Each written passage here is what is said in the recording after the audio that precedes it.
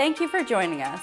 In our continuing series on tourism and culture, our special today is on the Dominican Republic, and our guest is His Excellency Ellis Pérez, former Minister of Tourism of the Dominican Republic and also a celebrity TV host. He'll share his thoughts on tourism, past, present, and future, following these messages.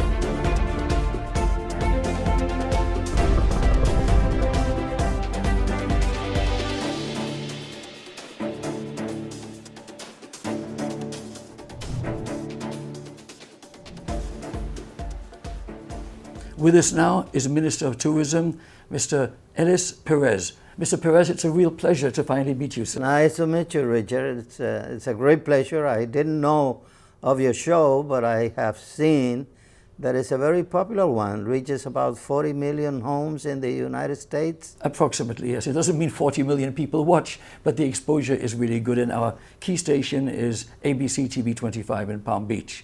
I'm a former ABC man. Just amazing. Actually, your credentials, all the things you have done throughout your career is absolutely astonishing. It's not a contest, but I'm very impressed with all that you've done. You've served as Minister of Tourism right here in the Dominican Republic. You are a famous, maybe the most famous communicator. And I just noticed that yesterday's newspaper here in the Dominican Republic, the Listin Diario, on this page right here, is your picture. Yes. Pictured here with President Bush. It brings me back, Richard, to 1981. I was director of the Dominican Tourist Office in New York.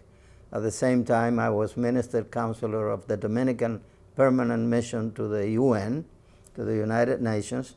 And I got a call from Santo Domingo. And it was the Minister of Tourism calling me to tell me that the day before they had decided in the palace that President Bush, Vice President then, George W. Bush, was coming on a visit to the Dominican Republic, Colombia, and Brazil.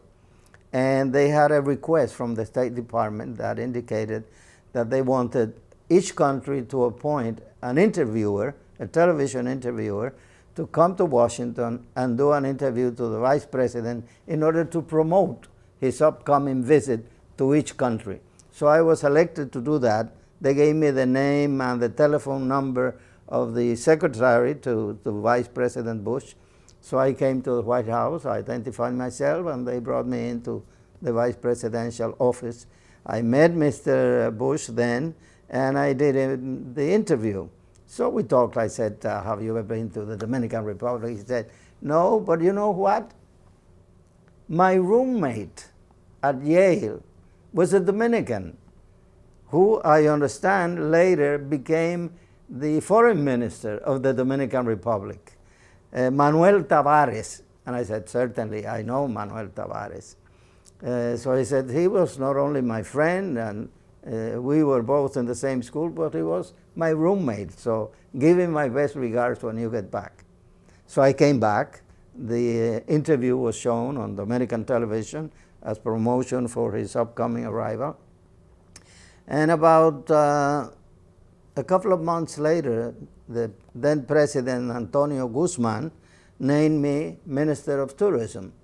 So about 5 or 7 days later, I got a telegram from the White House It was the Vice President, George W. Bush, congratulating me for having been appointed Minister of Tourism, which surprised me very nicely. Of course, very nice. How very kind of them. So Yes. I thanked him, and when he announced he would run for the presidency through the American Embassy here in Santo Domingo, I sent him my best wishes for him to succeed in his ambition. And of course, the rest was history. He became president, and that was it. So I had this beautiful memory.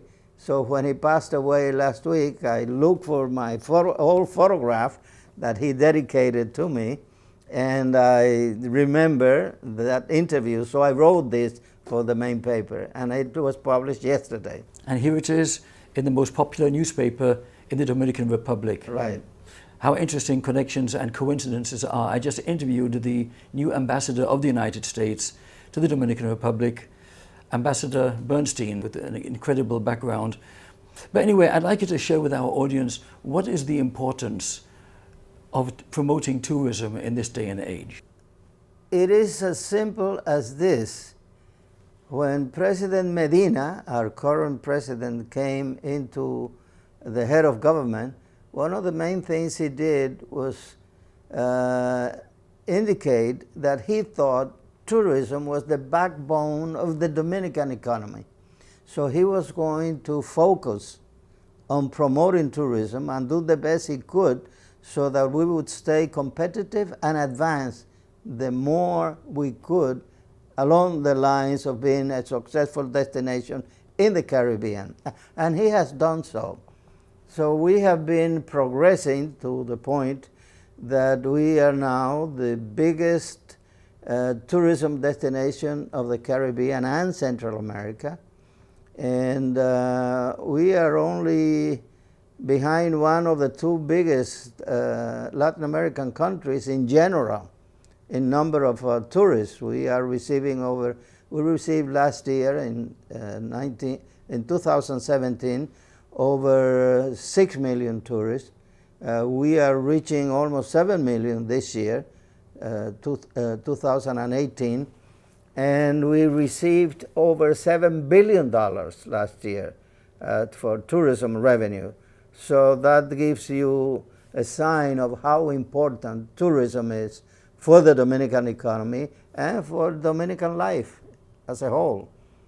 We have become number one. You would say, well, what do you offer? What does the Dominican Republic have? That was my next question. What is unique about the Dominican Republic from a tourism point of view? I would say to the people of the north, people that have the cold weather at this time of the year, December, January, February, we have good weather year-round. So the weather, I would say, is one of our main aspects. Number two would be the quality of our beaches. Our beaches are just beautiful. The water is normally nice and warm, nice to enjoy. And the third aspect is the Dominican people. We, as a whole, Dominicans are nice people. We are not complicated. We like to enjoy life. We smile easily. And maybe a case in point, if you ask someone along the road, do you know where this place is? They may say, oh, come on, I'll take you over there. And that's how Dominicans are. We are simple people, we are nice people, and we are open. There are some places and some islands where people are more aloof, more distant, but we enjoy talking to foreigners and people that we don't know. We think it's an opportunity to make a new friend. I fully agree with you on your point of view there with regard to people being open and friendly. I'd like to ask you to share with our audience some of your amazing achievements in your career. Well, I don't know. It's difficult for one to calibrate, indicate your own achievements. Normally that is done by other parties, other people. But I would say one of the main values that I acquired when I was a young man, you know, we speak Spanish here in the Dominican Republic, is that a friend of mine was the son of a Puerto Rican mother and a Dominican father. And I once went to his home, and his brother came through the living room going into the rest of the house. And when he stopped in the living room, they started talking, and I didn't understand. So when his brother finally went over to his destination in the house, I said, Michael, what were you talking? I didn't understand anything.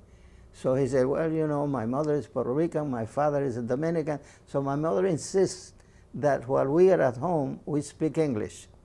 And that's what we were speaking, because elsewhere we speak Spanish all the time. And then he told me the phrase that changed my life. He said, Ellis, if you would speak English, we would talk, and no one would understand us, like what happened when my brother came in that you didn't understand. I said, really? So that moment I decided that I would learn English. And I went about learning English in different ways, and a year later I was on the radio doing your hit parade, you know, the 7 top tunes of the week that was presented in the United States, and I did a version of that, doing the program in English. It was the first program done in English in the Dominican Republic, 1953. I was 17 years old. So that was a great achievement for me to open a full life ahead of me, because I spoke English, and that made me different. And I would say eventually I became a cruise director, because I worked at one of the main hotels here, and the ships came in, and I would fix some activities for the cruise director to bring his groups.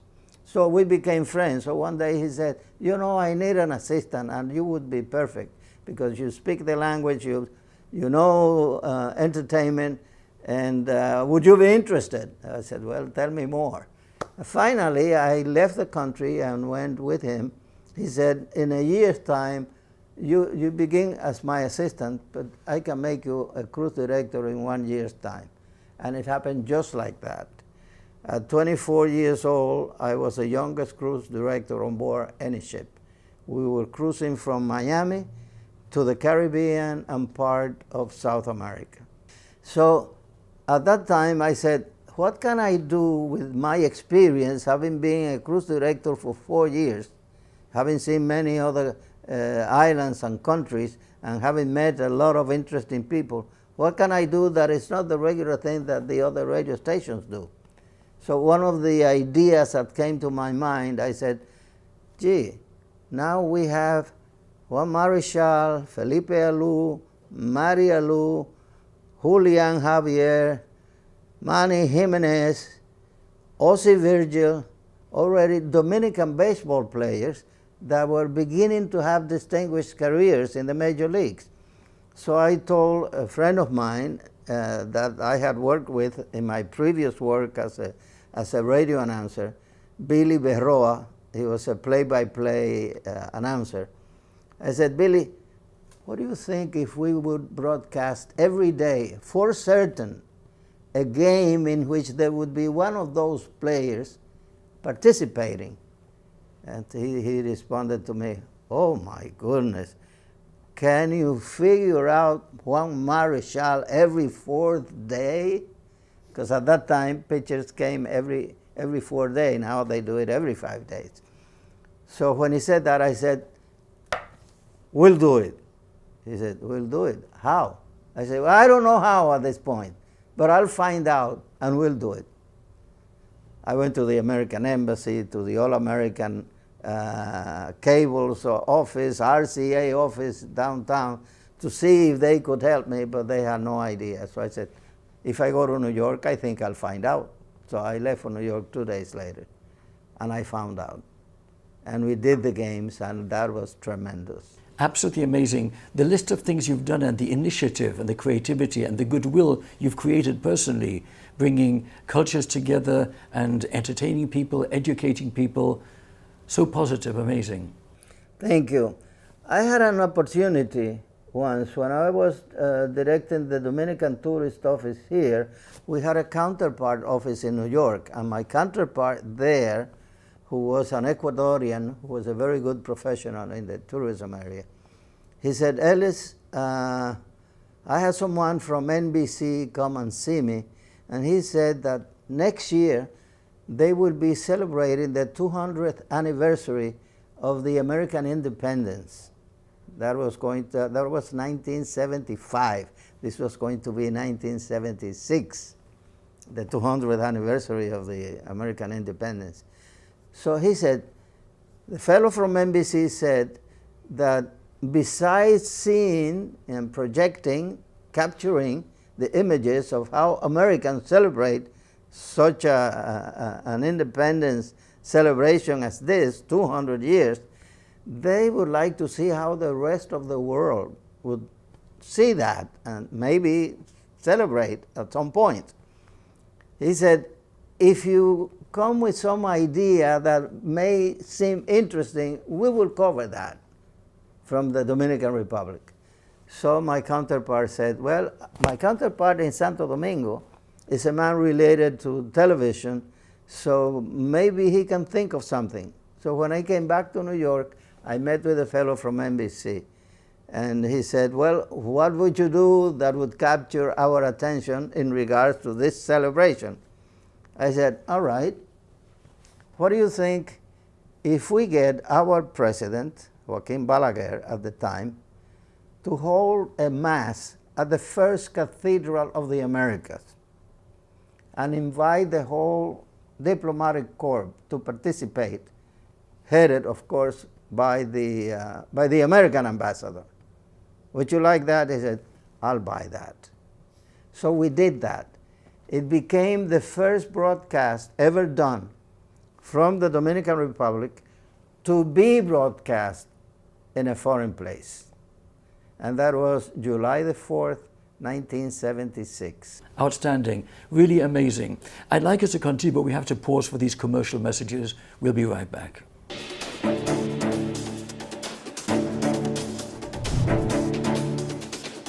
We're back with Minister of Tourism, Mr. Ellis Pérez. Sir, I'd like to ask you to share with our audience also the fact that you were a correspondent of NBC here in the Dominican Republic. Yeah, actually it was for ABC. When we had the revolution in 1965, Marin Saigal came from New York representing ABC News, but he didn't speak Spanish. He didn't know the place. So he went to the American Embassy. He said, I think I need someone who is bilingual, knows the places, and can help me out to produce my reports to ABC. So in the American Embassy, of course, they knew of me, so they called me, Ellis, this fellow is looking. So would you meet with him? I said, certainly, why not? So I went to the Embajador Hotel where he was staying, and he said, I must make you a little test. In New York, they will hear you, and they are the ones that will decide whether I take you on or not. So I said, okay. He said, figure out that Fidel Castro has just been assassinated, and you are going to report on that. Okay, Fidel Castro has just been assassinated. So he gave me paper and pen. When I was going to begin to write, he said, must be in English, of course, and it has to be under 40 seconds. I said, a story like that would have so many different points attached in 40 seconds or less? He says, yes, because if it reaches 40 seconds, there's a supervisor that will stop it. And if the supervisor is not paying attention, a machine will cut it off. So I had to write it maybe 7 or 8 times to put it into the less than 40-second time frame. So I did. So I was hired. So I served ABC for 25 years, from 65 to 1990. I resigned then because I was hired by the hotel industry as president, first founding president of the Tourism Promotion Council.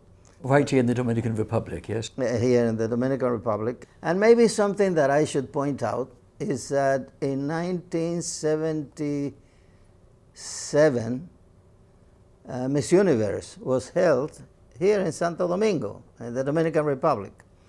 And I was then director of the Dominican Tourist Information Center in the colonial sector.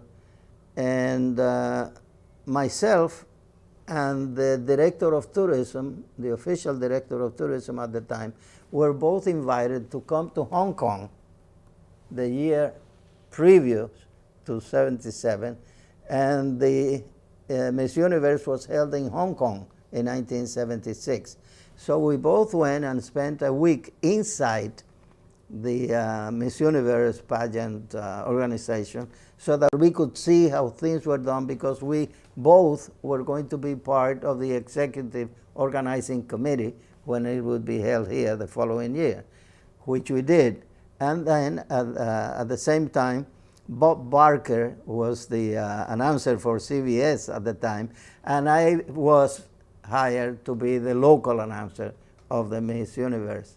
That's one of the things people remind me every so often. Your career is outstanding and amazing. Before we conclude, I'd like to ask you just briefly to highlight, as things change so much, what are the most interesting and notable tourist destinations in the Dominican Republic? It depends what you're looking for. If you want to run away from the hard, cold weather, then you can come to the east, to Punta Cana. You could go to the north, to Puerto Plata. You could go nearby here, Boca Chica, which is the closest beach to Santo Domingo itself. The city is on the coast, but it doesn't have any beach within it. Or you could come to the city of Santo Domingo just for its colonial flavor, its great gastronomy, and the color that the city shows to anyone that visits. So it depends. We also have the mountains, which are very adventurous also and very colorful. So it depends what you want. But the destination that has been growing more in the Dominican Republic in the last 20, 25 years is Punta Cana, in the eastern part of the country. The beaches are beautiful, tremendous. The hotels are nice. If you want to go a little bit into the past, you come to Santo Domingo. Get into the colonial sector. We have the oldest cathedral, the oldest hospital, the oldest university in the Americas is the University of Santo Domingo. Amazing. The University of Lima, Peru was number 2, and Harvard was number 3. That's quite a notable fact that the first university in the Americas was right here in Santo Domingo, the very first one. How interesting. That is correct, and it's still going strong, of course. Sir, another interesting aspect with regard to tourism here in the Dominican Republic is medical tourism. And I'd like to ask you to share with our audience why many people from different parts of the world decide to incorporate tourism, but also have some procedure done. Well, we have a very special situation, and it is that some of our hospitals and private clinics are now coming up to an advanced level that they can compete with the United States and other developed countries of the world. So health tourism is a new subject of work between the ministry and the private sector. They are both working closely in order to attract more foreigners coming. A lot of people come from the Caribbean islands that are nearby. A lot of people both Dominicans and other Latin Americans come from New York and Miami here looking for medical help. And likewise, as we have so many tourists coming in, we realize that that is something that we must provide to the tourist that is enjoying his time, but humans as they are, they can develop illnesses and difficulties of health that we must treat while they are here. So we have been getting ready for that, and we are advancing in that regard. There is a doctor, a couple of doctors who are now members of the board of the Hotel Association, of which I am an advisor of that association, that are very actively working on health tourism. And speaking of health, sorry to interrupt you on that thought, but it's so critically important for people who are suffering from various ailments to have intelligent scientific solutions. In the forefront of medical research and innovation and reversing the diseases of aging is life extension. And Bill Falloon wrote this book called Pharmocracy. He wanted me to give it to you.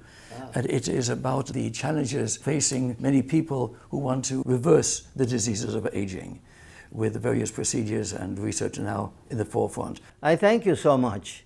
I have been reading recently on what's taking place, so this is a good thing. This is happening now for the betterment of the human race. I certainly agree with you, and I will like to introduce you to Bill Falloon at your earliest convenience. But before we conclude, give me a final message for our audience with regard to tourism. Well, I would say, if you haven't been to the Caribbean, it's about time that you do. And when selecting, don't forget that the Dominican Republic will give you the widest variety of natural beauty, mountains, rivers, lakes, beautiful ocean beaches, and the nice Dominican, open Dominican people that you will find here. So if you come to the Caribbean, you shouldn't miss the Dominican Republic. There must be a good reason why we are taking in the Dominican Republic, the biggest lump of tourists that are coming to the area. And it is something not to be missed. Mr. Perez, a real pleasure. Thank you, sir. Thank you, Richard. I'll be right back.